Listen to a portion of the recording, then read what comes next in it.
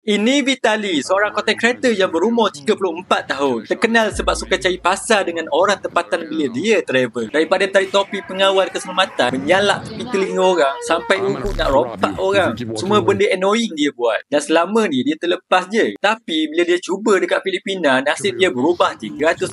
Tak sampai lama pun rakyat Filipina dah menyapah dah dengan dia ni. Dan pihak berkuasa terus tahan dia. Dia sekarang dianggap sebagai foreign national yang tak diizini. Walaupun bakal kena deport, kerajaan Filipina kata dia perlu melalui proses undang-undang terdahulu dan kemungkinan besar kena masuk penjara. Menteri Dalam Negara Filipina siap cakap, kita tunjukkan bahawa undang-undang tetap berjalan walaupun terhadap orang luar. Orang macam Vitali ni kena bayar balik apa yang dia buat. Masalahnya, lepas kena tangkap pun dia memang tak ambil serius langsung. Mungkin sebab dia tak tahu penjara dekat Filipina bukan main-main bro. Sesak, panas dan memang terkenal dengan penjara yang paling teruk. Dan kalau dia fikir semua ni benda lawak, tunggulah sampai dia kena tidur atas lantai semin dengan 50 orang lain dalam satu sel. Kadang-kadang kamera boleh bawa kau viral, tapi tak semua viral boleh bawa kau balik rumah.